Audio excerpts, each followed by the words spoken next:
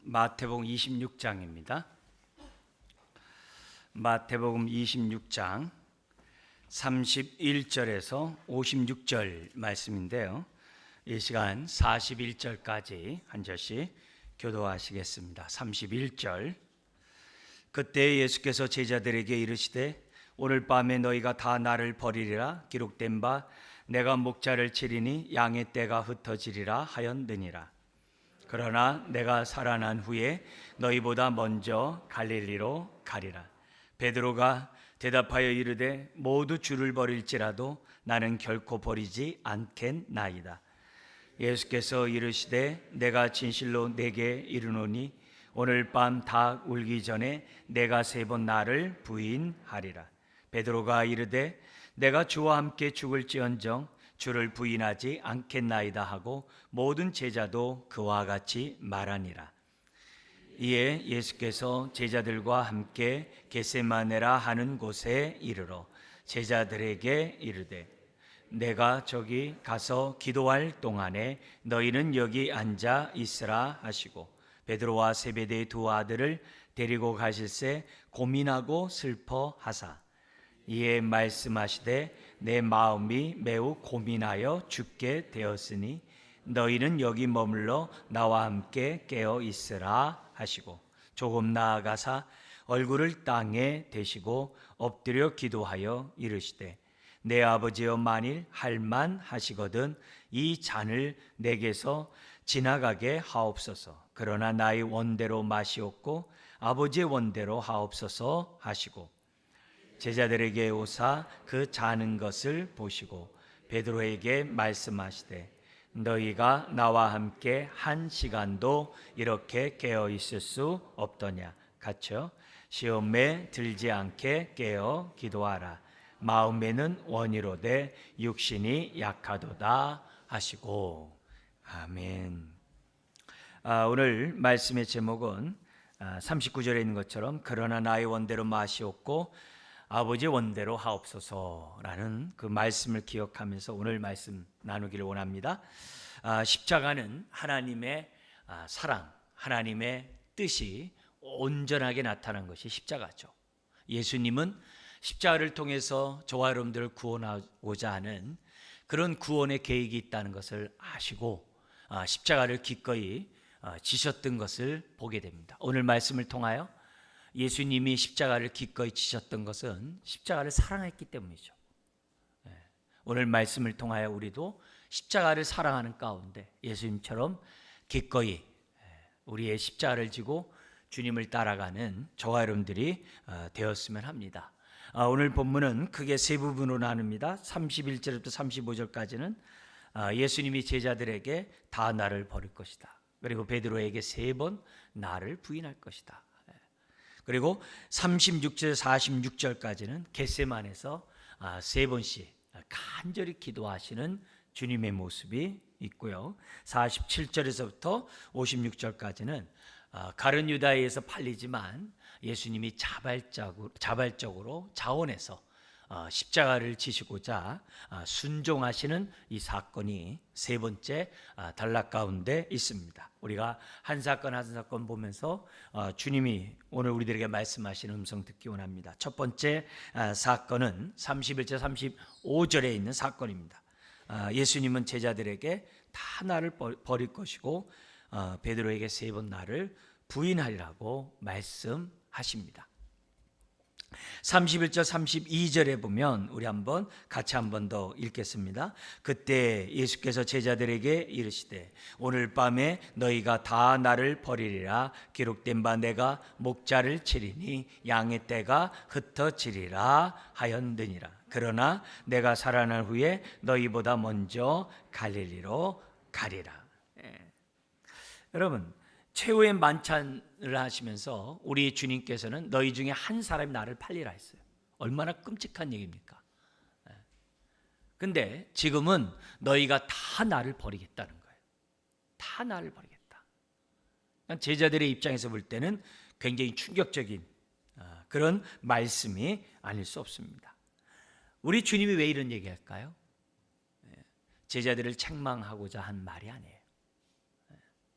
제자들에 대해서 너는 그동안 3년 동안 나를 따라다녔으면서도 너희들은 어떻게 나를 다 버릴 수 있냐, 섭섭하다, 그런 얘기도 아니에요. 예수님이 이 말씀하신 그 의도가 본문에 31절에 있어요. 이런 말씀하신 그 이유는 기록된 바, 이 스가랴 13장 7절입니다. 기록된 바 내가 목자를 치리니. 목자를 치리니. 목자를 친다는 것은 예수님이 이제 십자가에 죽는 것을 얘기하는 거거든요. 치리니 양의 떼가 흩어지리라 하였느니라. 예수님이 오늘 밤에 너희가 나를 버리라 라는 그 말은 제자들이 섭섭해서 원망불평한 얘기가 아니라 하나님의 뜻이 이루어질 때가 가까이 왔다는 거예요. 내가 죽는 그 시간이 가까이 왔다는 것을 우리에게 보여줍니다. 이런 얘기를 하신 이유가 뭐냐? 스가랴의 그 문맥에서는 그래야 새날이 온다는 거예요. 예수님이 죽어야, 우리 표현을 쓴다면 저와 여러분들에게 구원의 날이 온다는 거예요. 빛이 비친다는 거예요. 어둠이 끝나고 새날, 새 빛이 이 땅 가운데 비추게 된다는 거예요. 구원이 이루어지려고 하면 십자가 없이 안 된다는 거예요. 그 얘기가 이미 스가랴에 예언되어 있다는 사실을 지금 우리에게, 제자들에게 말씀하고 오늘 우리에게 말씀하면서 내가 죽어야 새날이 온다는 사실을 지금 우리 주님이 강조하고 있어요. 이런 얘기는 우리들이 구약을 모르는 입장에서 볼 때는 예수님이 스가랴 13장 7절의 말씀 인용했을 때 그 말을 잘 이해 못해요. 그냥 우리 수준으로 이해를 해요. 그러나 유대인들은, 더구나 스가랴 13장은 메시아장이거든요. 그래서 메시아를 사모하고 있는 유대인들은 누구나 다 알고 있는 본문이에요. 그래서 메시아가 오면 새날이 올 것이라고 하는 스가랴 예언을 다 알아요. 그리고 그분이 죽으셔야 한다는 것까지 다 기록되어 있는 거예요. 다 안단 말이죠. 그래서 그런 얘기를 통해서 예수님이 지금 제자들에 대해서 볼멘소리 하는 게 아니라 드디어 내 때가 가까이 왔다는 거예요. 하나님의 뜻을 이룰 수 있는 그 시간이 가까이 왔다는 것을 우리에게 가르쳐 줍니다. 이거는 구약을 다 알고 있는 유대인들에게, 그들에게 사실 그들에게 서로 주고받을 수 있는 그런 내용인 거죠. 우리들은 잘 모르기 때문에 제가 여러분들에게 부연 설명을 해드린 겁니다. 심지어는 시편 22편 23편이야 잘 알죠? 여호와는 나의 목자신 내게 부족함이 없으리라 잘 알잖아요. 근데 22편은 뭐냐면은 십자가에 대한 시편이에요. 거기에 여러 가지 예수님이 십자가에 정말 달리셨을 때 그 입으셨던 그 옷을 제비 뽑는 그런 사건들, 그게 다 22편에 나와 있어요. 엘렐리 라마 사막다니, 나의 아버지 어찌하여 나를 버리시나, 거기 다 있어요. 시편 22편에 예수님의 죽음이 어떻게 죽을 것이라는 그 예고가 있는 시편 22편 있어요. 그러면 마태에서는 제비 뽑습니다. 예수님이 엘렐리 라마 사막다니 하면서 외치면 예수님이 참 고통스러운가 보다. 예수님이 참 수치스러움을 당하셨구나. 우리 입장에서 그렇게밖에 이해가 안 돼요. 그러나 유대인들은 시편 22편에 예언한 그 메시아가 예수님이야? 이렇게 이해한단 말이에요. 그 관점을 우리들이 이해하고 마태복음을 이해해야 되고 오늘 본문을 저와 여러분들이 이해해야만 하는 거죠. 그러니까 이런 얘기는 여기서만 있는 게 아니라 구약에 구약에 그냥 그렇게 기록되어 있어요. 한 예로 예레미야 23장이 있어요. 예레미야는 바벨론 포로로 우상 숭배함으로 유다 백성이 끌려가겠다는 거예요. 그리고 성전이 무너지고 하나님이 이스라엘 백성에서 떠난다는 것을 정말 예고한 자가 예레미야입니다. 근데 그 예레미야가 뭐까지 예언하냐면 메시아가 오면 다시 이스라엘이 회복될 것을 예고를 해요. 그런 가운데 우리 주님이 예고편으로 보여준 것이 뭐냐면 너희들이 바벨론 포로로 끌려갔지만 하나님이 반드시 너희를 다시 가나안 땅으로 돌아오게 할 것이다. 그리고 이 가나안 땅이 에덴 동산처럼 하나님이 기름지게 할 것이다. 그렇게 함으로, 그 다음 말이 중요해요. 오늘 본문가 뭐냐면 너희들이 바벨론 포로에 하면서 그 당했던 그 모든 고통을 다 잊어버리게 해주겠다. 우리 출산의 고통을 경험한 우리 어머니들은 아이를 보는 순간에 그 고통이 잊어버린대요. 그러니까 둘째 셋째 낳죠. 그죠? 그러니까 뭐냐면 그 기쁨이 그 고통을 잊게 만든다는 거예요. 그것처럼 성경은 그렇게 돼 있어요. 그래서 심지어는 바벨론 포로에서 돌아오는 그 기쁨이 얼마나 큰지, 과거에 출애굽할 때 애굽에서 종노릇 했다가 출애굽하면서 얻었던 그 구원의 기쁨보다 더 크게 해주겠대요. 그럼 이런 얘기 왜 하는 거예요? 훗날에 메시아가 오면은 그분을 통해서 너희들이 구원을 경험할 텐데, 그 기쁨은 그동안에 너희들이 겪었던 많은 고통과 아픔과 슬픔, 그 모든 것을 잊어버리게 하는 그 기쁨을 주시겠다라고, 그렇게 성경에서 예언되어 있는 거예요. 그런 입장에서 볼 때, 오늘 내가 목자를 치리니 양의 떼가 흩어지리라, 뭐요? 기록된 바, 이렇게 얘기했을 때 제자들의 입장에서, 유대인의 입장에서 볼 때, 후대에 나중에 이제 유대인들이 이 글을 볼 때 무슨 생각을 하겠어요? 예수님이 스가랴의 예언을 성취하러 오신 메시아였구나, 이렇게 이해한다는 거예요. 그걸 우리들이 이 본문을 통해서 저와 여러분들이 이해를 해야 오늘 예수님의 이 말씀에 대해서 오해하지 않고 우리가 어떻게 돼요? 아멘으로 받을 수가 있다는 거예요. 예수님은 결코 제자들에게 어떻게 너희는 3년 동안 있으면 나를 다 버리냐? 혼장당하면서 나를 안 떠난다면서 어떻게 나를 버리고 떠나냐? 그렇게 푸념하는 그런 얘기가 아니에요.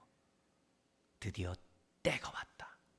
기록된 바, 정말 내가 죽을 때가 왔고 너희들에게 새 날이, 정말 구원의 날이 가까이 왔다라고 하는 그 메시지를 지금 주고 있는 겁니다. 그러면서 무슨 얘기를 했냐면 32절에 내가 다시 살아난 후에, 부활을 얘기합니다. 근데 제자들은 이게 이제 들리지 않는 거죠. 죽는 것도 이해가 안 되고 부활한다는 것도 이해가 안 되죠. 죽는 걸 이해 못 하니까. 왜냐하면 메시아가 오면은 그냥 로마를 정복하고 유다가, 이스라엘이 전 세계를 통치할 것이라는 그런 쪽으로만 생각을 했지, 예수님이 고난받는 종으로 이사야의 53장의 예언을 성취할 분이라고 생각들을 못한 거예요. 왜요? 우리도 너무 막 힘들면 막 좋은 것만 원하잖아요. 너무 가난하면 막 그냥 부자만 되는 것만 바라지, 병들면 건강한 것만 바라지 다른 걸 바라질 않잖아요. 그러다 보니까 그런 얘기들이 잘 귀에 들어오지 않아요. 그렇지만 주님은 계속 말씀해요. 내가 다시 살아날 것이다. 근데 어디로 간다고 그래요? 너희보다 갈릴리로 가리라. 이 갈릴리로 가리라는 이 말이 마태복음 처음에도 나와요. 세례 요한이 옥에 갇히자 우리 주님이 갈릴리로 가요. 갈릴리로 가신 이유가 뭐냐? 마태복음 4장 14절에 딱 기록되어 있어요. 이사야의 예언을 성취하려고. 그럼 이사야의 예언의 성취가 뭐냐? 메시아가 오면은 열방이 주께로 돌아오는, 메시아가 오면 이방인들 또한 구원을 받게 되리라는 이사야의 예언이 있어요. 그 예언을 응하게 하려고, 성취하게 하기 위해서 예수님 어디 가셨다고요? 갈릴리로 가셨다고 그랬어요. 그 증거 기조를 잠깐 우리가 좀 성경을 통해서 보겠는데요. 먼저 이사야의 예언이 49장 6절에 있어요. 화면을 보시면 이사야 49장 6절, 제가 먼저 읽어드릴게요. 그가 이르되 내가 나의 종이 되어 야곱의 지파들을 일으키며 이스라엘 중에 보존된 자를 돌아오게 할 것은 매우 쉬운 일이라. 그 다음부터 읽겠습니다. 내가 또 너를 이방의 빛으로 삼아 나의 구원을 베풀어 땅끝까지 이르게 하리라. 땅끝까지 이르게 하리라.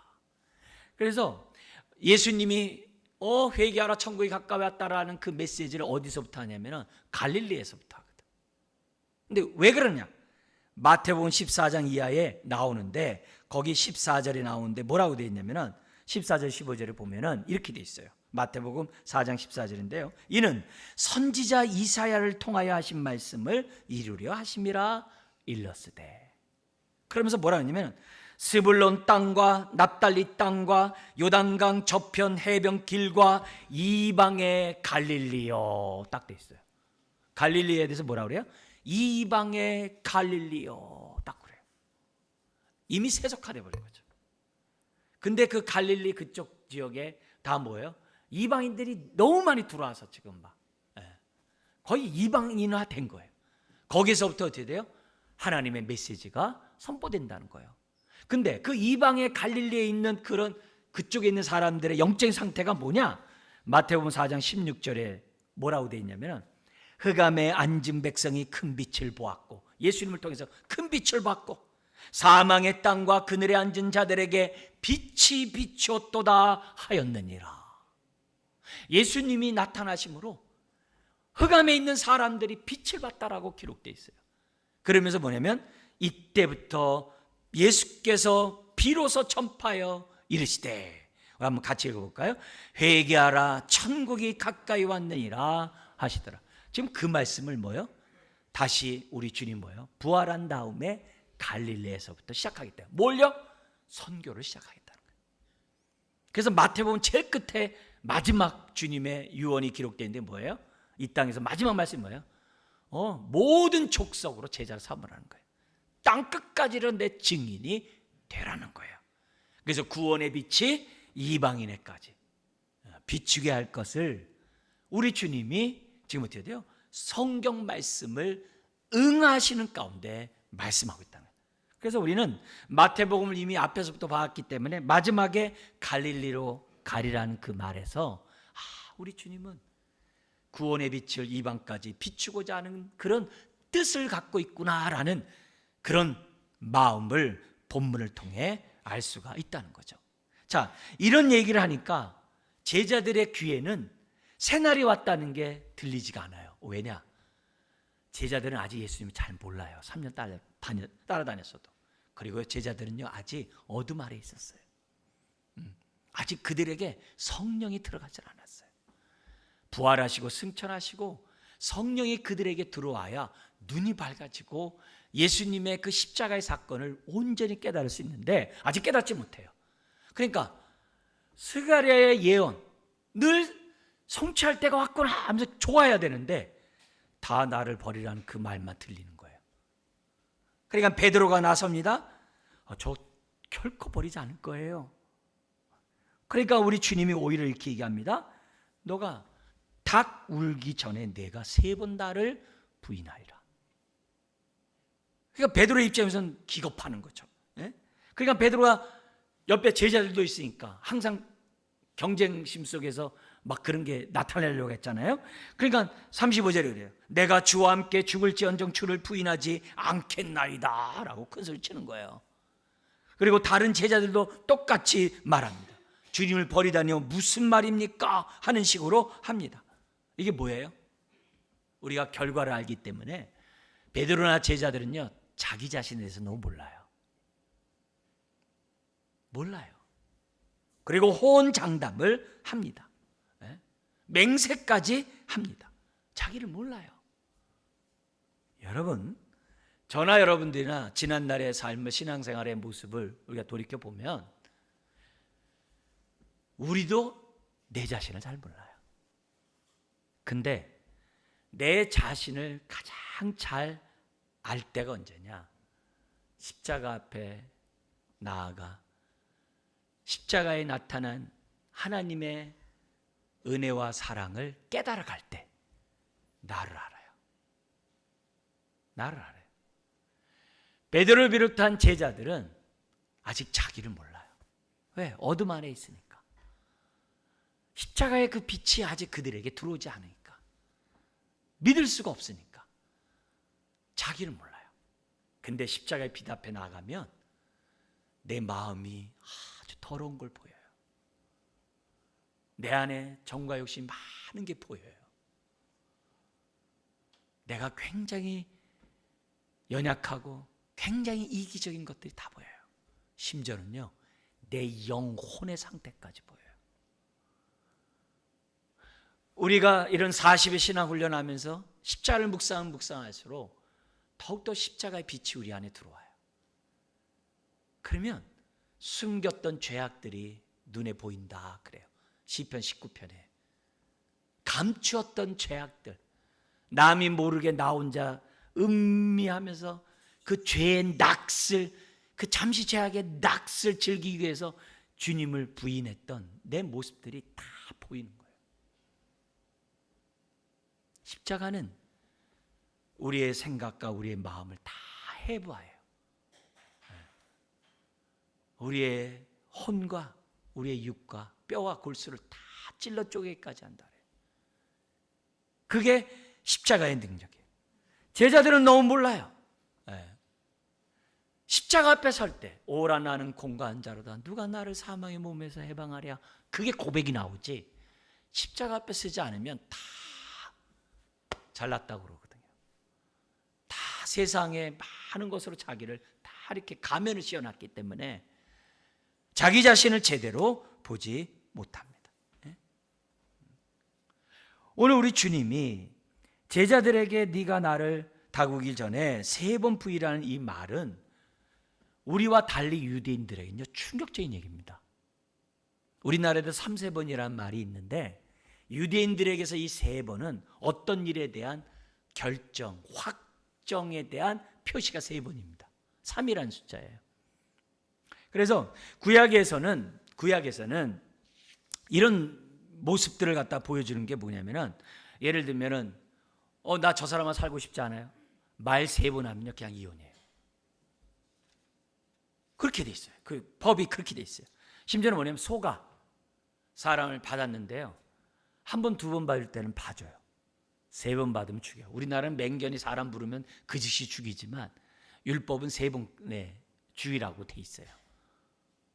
심지어는 형수가 아이를 낳지 못하고 남편이 그 형이 죽었을 때 동생이 이렇게 결혼을 해가지고 자녀를 낳음으로 형을 갖다가 이렇게 형을 그것을 이어가도록 하게 하는 것이 성경의 율법에 있어요. 근데 동생이 싫은 거예요. 그러면 형수가 그 시동생의 신발을 벗겨가지고 신발 벗긴 자라고 3번 외치면 이 여인은 그 집에서 해야 될 의무에서 해방돼요. 자기 친정으로 가도 돼요. 법적으로 자유할 수 있는 그런 일들이 보여져요. 뿐만이 아니라 유대인들에게 1년에 3번 예루살렘 성전에 가서 꼭 예배를 드려야 하는 법이 있어요. 그때 절기예요. 유월절과 오순절과 초막절에 가요. 그냥 절기니까 가지 그런 게 아니라 그렇게 3번을 함으로 그들은 뭐냐면 하나님 앞에 이 몸을 온전히 드립니다 라는 신앙 고백이에요. 그래서 이 3번이라는 이 단어 자체는 나름대로 뭐예요? 큰 의미가 있는 거예요. 베드로가 3번 부인한다? 이 말은 무슨 말이에요? 진짜 예수님을 몰랐다 이 말이에요. 그리고 베드로가 주님을 따라가지만 여전히 그 마음은 어둠 가운데 있다 이 말이에요. 그걸 뭐예요? 적나라하게 드러나게 하는 것이 십자가의 사건이에요. 근데요, 십자가 앞에 드러난 나의 수치는요 은혜가 돼요. 이런 나를 사랑하시는 주님께 하나님께 감사하게 돼요. 이런 나를 위해서 죽으시는 그 십자가의 은혜가 너무 놀라워서 하나님께 기쁨으로 영광 돌려요.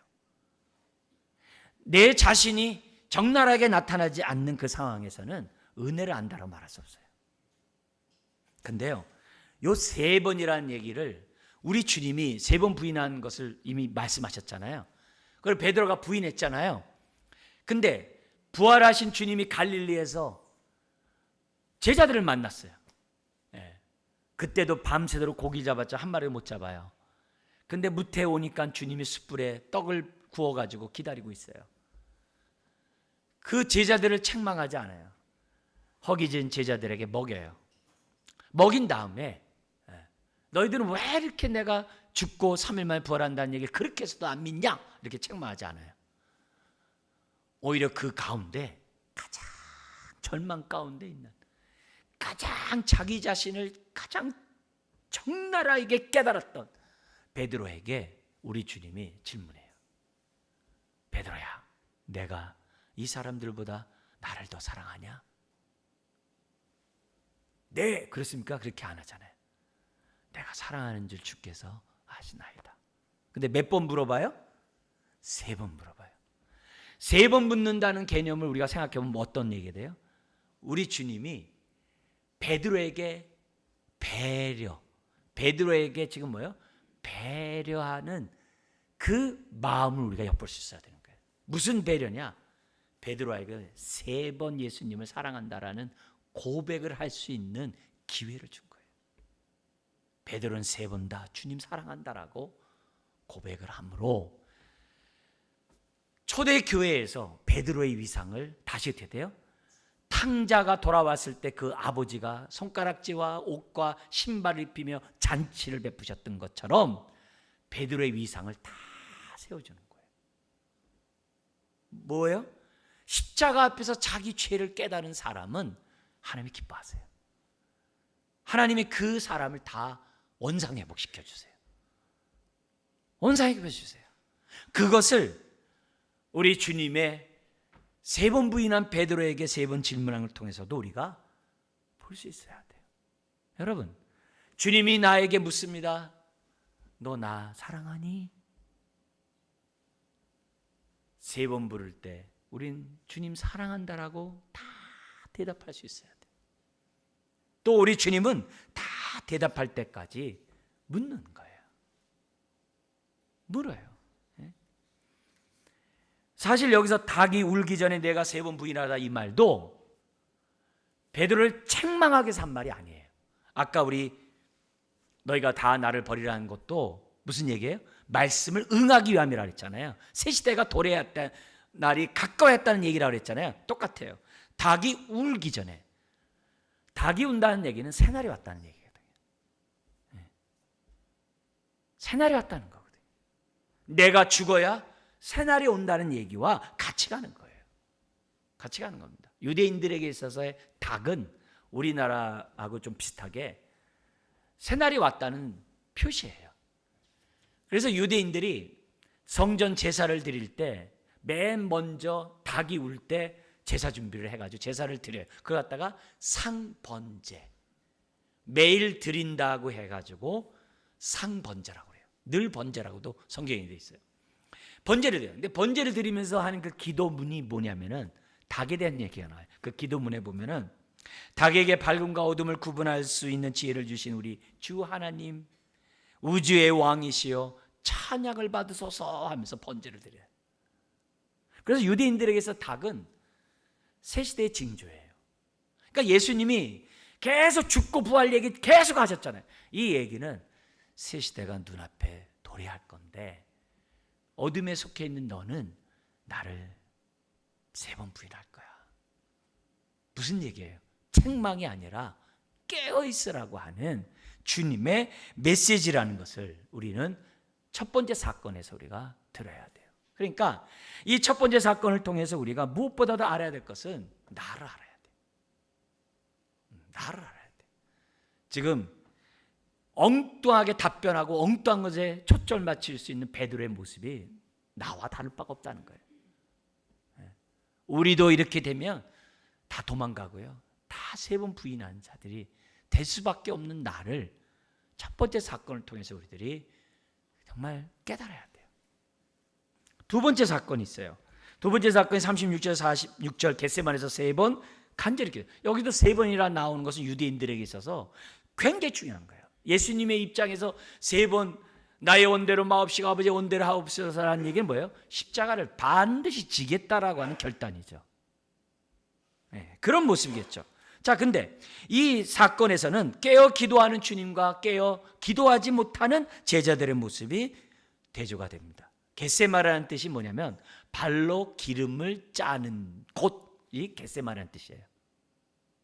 그러니까 발로 기름을 짜는 그곳에서 우리 주님이 어떻게 돼요? 지금은요? 간절히 기도하고 있는 거예요. 어느 정도 간절히 기도해요? 땀방울이 어떻게 되더라고요? 핏방울이 되도록. 기름을 짜듯이 예수님은 어떻게 돼요? 자기의 그 온몸을 다해서 하나님 앞에 간절히 기도하고 있다는 그 모습이 겟세마네. 다른 데서도 기도 얼마든지 할 수 있잖아요. 감난산에 여러 장소가 있는데, 근데 겟세마네에서 얼마나 간절히 기도한, 이걸 통해서 우리에게 주는 주의 메시지가 뭡니까? 여러분, 우리가 늘 기도하지만 특별할 때는요, 특별 기도를 해야 돼요. 40일과 같이 우리가 지금 신앙훈련하면서 하루에 우리가 뭐예요? 주기도문에 따라서 3번 5분씩 기도하자 그랬어요. 그래서 1호상 기도해요. 여러분, 사모하면서 기다리고 기도하는 거하고 기도 시간 잊어버렸네? 또 까먹었네? 이렇게 하는 거와는 다르죠. 그거와는 다르죠. 우리 주님은 십자가를 지시기 위해서 하나님 앞에 기도하는 그 기도가 정말 단장이 끊어지는 그런 기도로 하나님 앞에 기도를 해요. 뿐만 아니라 제자들에게 지금 뭐냐면은 함께 기도하자고, 38절에 함께 기도하자고, 베드로와 세베대의 두 아들 야고보 요한에게 함께 기도를 요청합니다. 요청하기 전에 뭐라고 그러냐면 고민하여 슬퍼하사 하면서 뭐라면 내 마음이 매우 고민하여 죽게 되었으니 너희는 여기 머물러 나와 함께 깨어 있으라. 딱 그렇게 지금 부탁을 해요. 지금 뭐예요? 왜 이렇게 특별 기도를 하고 왜 기도를 함께 하자고 그래요? 기도의 능력을 아시니까. 그걸 우리가 이 시간 분명히 깨달아야 됩니다. 여러분, 기도에는 능력이 있어요. 기도에는 응답이 있기 때문에 능력이 있어요. 우리 주님이 특별하게 기도했다면 우리가 이렇게 40일 이 기간 동안에 특별하게 기도를 해야 되고, 혼자만 하는 것이 아니라 함께 기도를 해야 되고. 아니 나 혼자 하나님 앞에 기도하면 됐지. 그건 기도의 능력을 몰라서 그래요. 주님이 우리에게 보여주신 이 기도의 이 모습을 우리가 봐야 돼요. 근데 여기서 고민하여 슬퍼하사라는 이 말씀과 주님이 십자가에 지는 것 속에서 오해하지 말아야 될 것이 있어요. 이렇게 얘기를 해요. 예수님이 하나님의 아들인데 십자가 가볍게 지시지 뭐. 하나님의 아들인데 아닙니다. 그렇게 하면 안 됩니다. 이 사건에서 예수님은 철저히 인간으로 제물이 되신 거예요. 우리와 똑같은 인간으로 모든 고통을 당하셨다는 사실을 잊어서는 안 돼요. 동시에 우리의 죄가 얼마나 무서우면, 심각하면 독생자까지 죽게 하시냐, 이게. 죄의 형벌이 얼마나 무서운지를 동시에 봐야 돼요. 우리가 죽을 수밖에 없는 그 고통을, 너무너무 무서운 이 고통을 우리 예수님이 대신 짊어진 거예요. 즉 죄의 중함과 형벌의 무서움을 동시에 우리가 알아야 돼요. 그렇지 않으면 십자가를 사랑한다는 것이 그건 말로만 하는 거예요. 말로만 하는 거예요. 예수님은 십자가를 어떻게 대해야 되는지를 지금 보여주고 있는 거예요. 이걸 알아야 십자가를 볼 때마다 웬 은혜요, 웬 축복이요 하면서 감사하는 거예요. 이걸 모르면 십자가가 그냥 별반 차이가 없어요. 우리가 이렇게 40일 집중 훈련하면서 십자가를 우리가 묵상하는 것은 그만큼 나를 알 뿐만이 아니라 그만큼 기도를 통하여 하나님의 은혜를 덧입자는 거예요. 그래서 제자들처럼 3번 부인하고 도망가 버리고 막 이렇게 하는 게 아니라 하나님 앞에서 정말 나에게 정말 원하시는 뜻대로 순종하는 저와 여러분들이 되자는 거예요.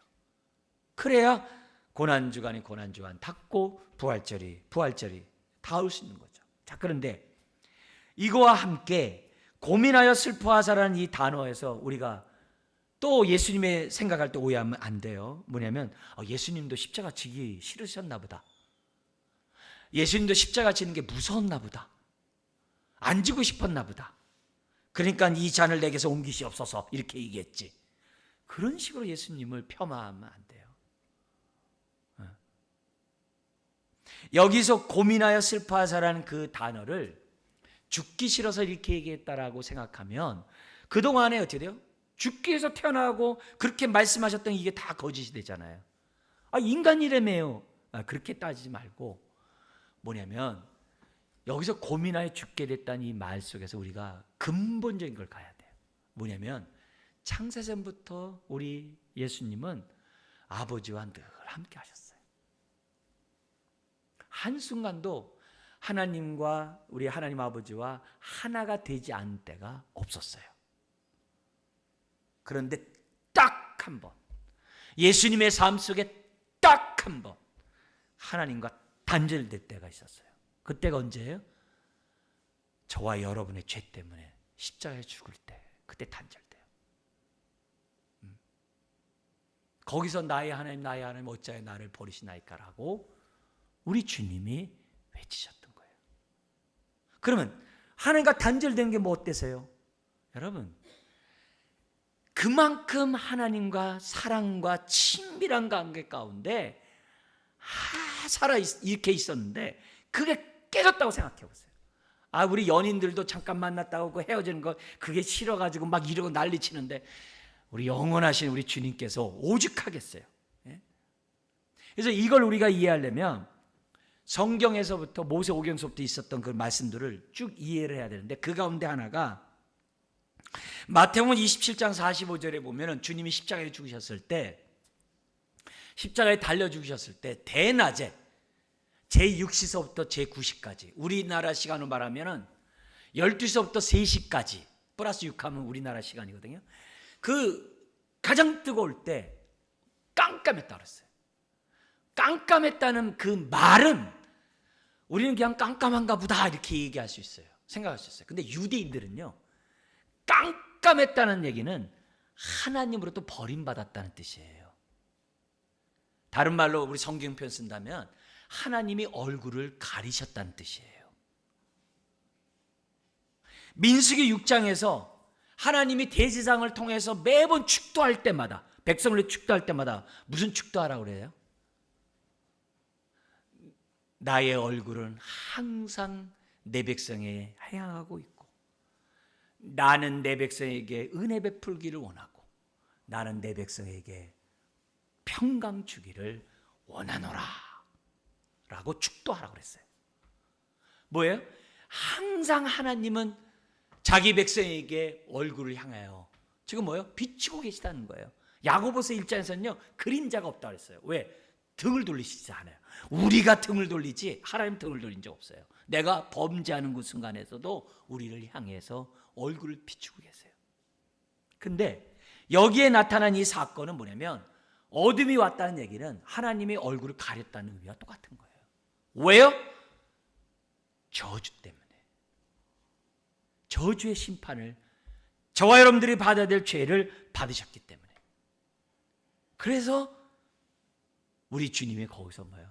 그 단절의 고통을 경험하게 된 거죠. 여기서 우리들이 그러면 왜 여기 뭐냐면 나의 하나님 하면서 나의 원대로 오늘 39절처럼 나의 원대로 맛이 없고 아버지의 원대로 하옵소서라고 왜 기도했을까요? 아니 십자가의 저주를 다 받으신다고 한다면 기도할 필요가 없잖아요. 근데요 요것 또한 시편 아까 22편의 말씀에 있어요. 22편 24절에 무슨 말씀이 있냐면은 비록 그렇다 할지라도 엘레리 라마 사박단이라고 부르짖으면서 엘레리 라마 사박단이 뭐예요? 나의 하나님 어찌하여 나를 버리시나이까 라는 기도거든요. 그렇게 하면서 뭐가 돼 있냐면은 24절 읽어드릴게요. 우리 한번 화면 한번 같이 읽어볼까요? 그는 곤고한 자의 곤고를 멸시하거나 싫어하지 아니하시며 그의 얼굴을 그에게서 숨기지 아니하시고 그가 울부짖을 때에 들으셨도다. 강조점이 뭐예요? 그의 얼굴을 그에게 숨기지 않았다는 거예요. 단절되는 그 순간에서도 하나님은 어떻게 돼요? 얼굴을 숨기지 않았어요. 그러니까 뭐예요? 나를 버리지 마시고 내가 다시 어떻게 돼요? 이 저주의 심판을 끝난 다음에 다시 주님과의 온전히 하나가 되는 그 축복을 은혜를 누리게 해달라고 주님의 애끓는 기도가 여기 나의 원대로 마옵시고 아버지 원대로 해요. 죽기 싫어서 이 잔 내게서 옮기셨어가 아니라 그 진노의 저주를 받는 그 순간 하나님과의 교제가 단절되는 그 고통이 커서, 즉 육체의 죽음보다도 하나님과의 교제의 단절이 더 크다는 거예요. 아픔이. 이걸 아는 자가 십자가를 아는 자예요.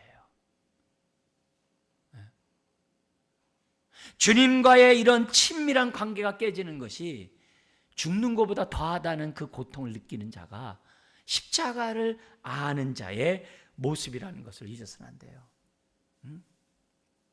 39절을 보십시오. 만일 할만하시거든 이 잔을 내게서 옮겨 지나가게 하옵소서. 조금이라도 하나님과 떨어지기 싫어하는 이 간구한 이 모습. 그러면서도 뭐예요? 하나님의 주권을 맡기는 거죠. 여러분, 유대 사회에서 아들이 아버지를 가장 영화롭게 하는 행동이 뭐냐? 다른 게 아니라 아버지의 말을 기다리는 거예요.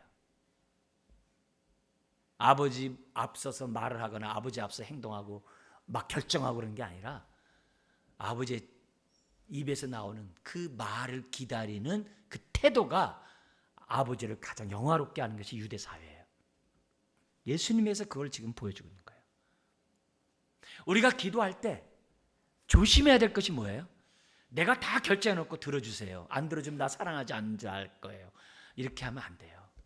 기도하기 전에 하나님, 저는 이런 걸에 대해서 지금 하고 싶은데, 원하는데 하나님의 뜻을 좀 알려주세요.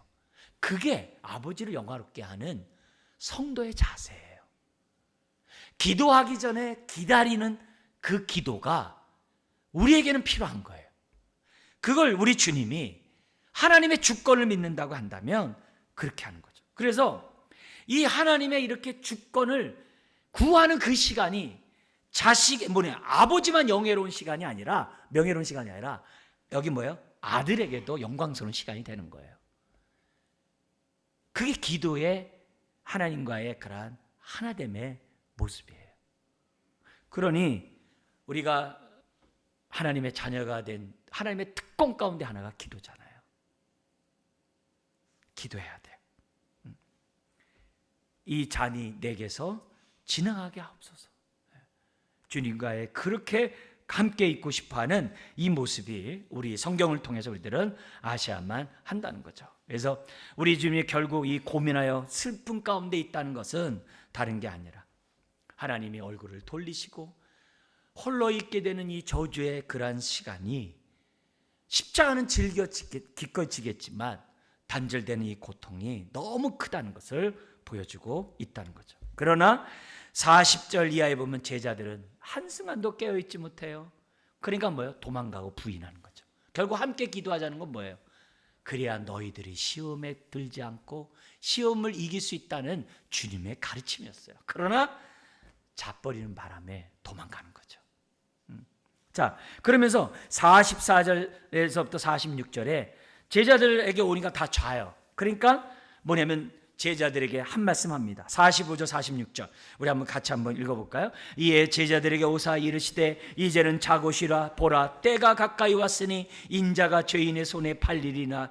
일어나라, 함께 가자. 보라, 나를 파는 자가 가까이 왔느니라. 여러분, 이게 뭐예요? 아이고야, 나 이제 죽게 되었다. 야, 그거 아니에요. 이때 배경음악이 딱 나오면요, 할렐루야 할렐루야 하면서 그 찬양 있잖아요. 그게 나와야 돼요. 제자들이, 야, 드디어 새날이 밝았다. 드디어 내가 인자가 팔 때가 가까이 왔다. 드디어 내가 하나님의 뜻을 이룰 때가 가까이 왔다라는 그런 말씀이지, 아이고 나 이제 죽게 되었네, 그런 얘기 아니에요. 여러분, 우리가 십자가의 의미를 깨달을 때 예수님 같은 이런 태도, 그래서 그게 어디 넘어가요? 47절에서 56절까지 세 번째 단락으로 넘어가는 거예요. 뭐예요? 자발적으로 하나님의 뜻에 순종하시는 예수님의 모습으로 나온 거예요. 이게 십자가를 사랑하는 사람들의 결론이에요. 하나님의 뜻이라면 기꺼이 순종하는, 거기까지 나가는 것이 십자가를 사랑하는 모습이라는 것을 세 번째 우리들에게 가르쳐주고 있습니다. 가룟 유다에게 팔리지만 우리 주님은 자발적으로 잡히셨다는 것을 여러분 잊어서는 안 됩니다. 가룟 유다가 입맞춤으로 예수님이 누군지를 보여줍니다. 알려줍니다. 근데 대제사장들과 47절에 백성의 장로들이 파송된 큰 무리가 칼과 몽치를 가지고 와서 지금 강도 잡듯이 예수님을 잡으러 옵니다. 우리 주님은 순순히 가룟 유다의 입맞춤을 받습니다. 근데 한 말씀 합니다.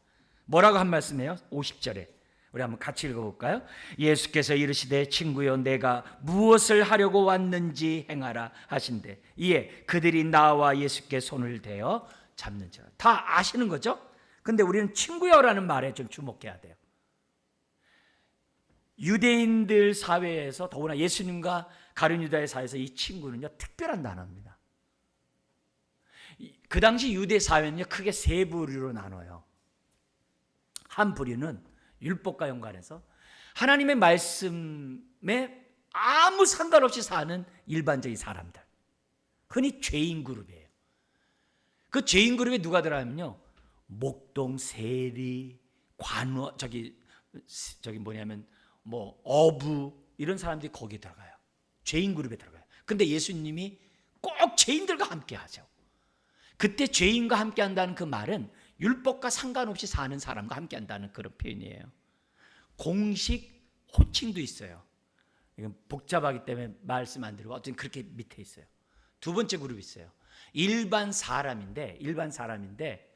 평민인데 율법 가운데 살아가는 그런 평민들이 있어요. 근데요, 자기 스스로 나 율법 가운데 살아가요 이렇게 하면 안 돼요.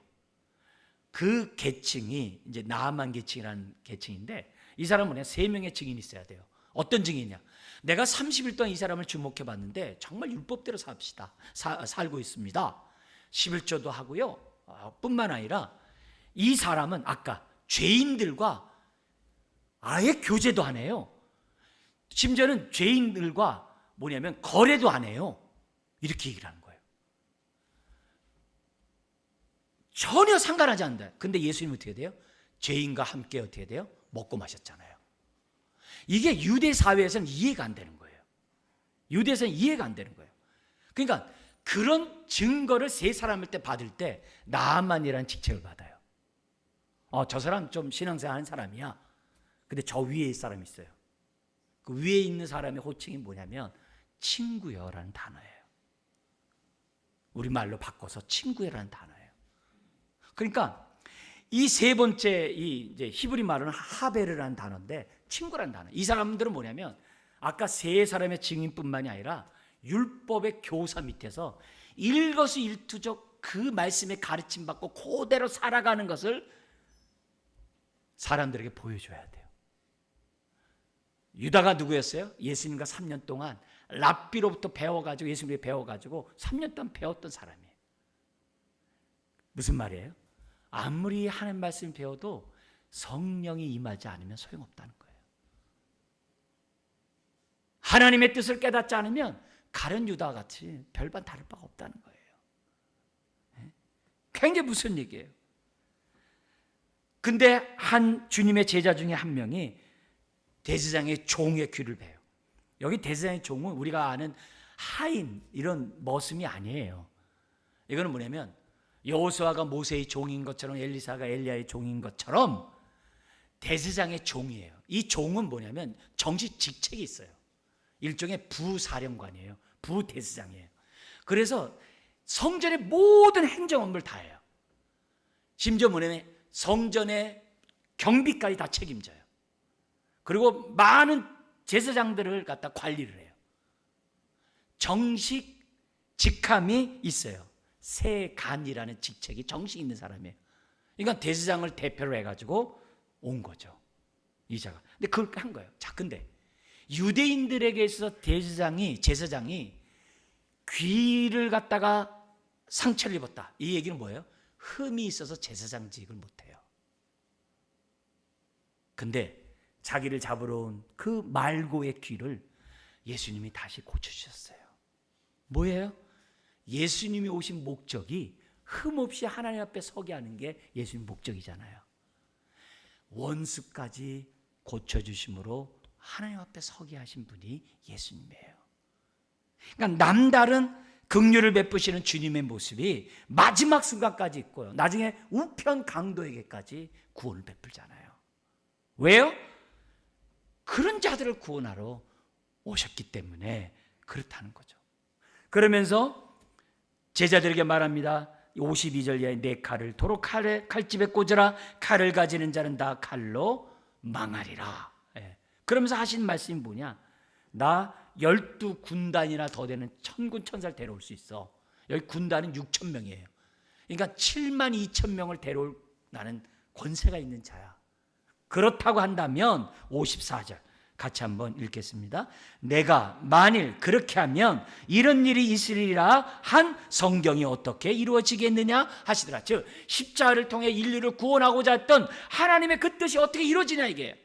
예수님은 심판하러 오신 게 아니라 그때 나는 구원하러 온 자다라는 메시지예요. 그것도 뭐예요? 오늘 이걸 통해서 우리들이 뭘 보여줘요? 지금 하나님은 자발적으로 하나님의 뜻을 이루신 분임을 우리들에게 가르쳐주고 있습니다. 말씀을 우리가 다 맞춰본다면 다 이 모든 것은 56절에 선지자의 글을 이루기 위한 우리 예수님의 의도요 행동이었다는 것을 우리들에게 보여줍니다. 자, 그렇다면 말씀을 정리해 보겠습니다. 예수님처럼 십자가를 짊어지는 삶을 살려면 어떻게 되는가? 정말 우리가 십자가를 사랑해야죠. 그러면 사랑하는 자들에게 어떤 모습이 나타나야 돼요? 첫 번째 단락을 통해서 나의 약함을 분명히 알라. 나의 죄악된 모습을 분명히 보라.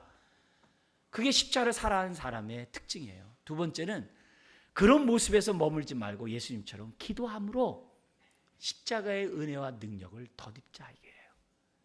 그래서 오늘 우리가 40일 신앙 훈련도 하는 거, 예배를 드리는 거예요. 왜? 세 번째 단락에서 주는 메시지예요. 하나님의 뜻이라면 자원함으로 순종할 수 있는 인생이 되기 때문에 그것이 십자가를 사랑하는 자들의 모습이라는 것을 우리들에게 가르쳐줘요. 마지막 한 가지 더 덧붙여서 강조하고 싶은 것은 예수님의 기도를 본받자는 거죠. 나의 원대로 마옵시고 아버지의 원대로 되길 원하는 이 기도, 하나님을 영화롭게 하고자 기다리면서 하는 이 기도, 우리가 좀 배웠으면 좋겠어요. 그래서 하늘에서 이런 뜻이 나를 통해 이루어지기를 원합니다라는 주기도문의 기도가 정말 우리들의 기도의 모습이 될 수 있어야 될 줄 믿습니다. 그럴 때 시험에 들지 않고 시험에 들어도 승리할 수 있고 하나님의 뜻이라면 자원함으로 지킬 수 있는 저와 여러분들이 될 줄 믿습니다. 이런 은혜가 임하길 주의 이름으로 축원합니다. 기도하겠습니다. 하나님 아버지, 오늘도 우리가 육신대로 살아가며 시험에 들고 시험 가운데 허덕이는 이유는 오늘도 십자가 앞에 우리가 바짝 나아가지 않았다는 것을 의미함을 압니다. 주여, 우리가 십자가의 사랑을 깨닫기 원합니다. 십자가의 사랑을 덧입기 원합니다. 그 사랑이 우리를 더욱더 하나님의 뜻 가운데 살아가게 하는 능력이 되게 하여 주옵소서. 머리 숙인 한 분 한 분들, 예수님이 십자가를 통해 이루고자 했던 하나님의 그 사랑을 온전히 깨달을 수 있도록 은혜를 더하여 주옵소서. 예수님의 이름으로 기도드리옵나이다.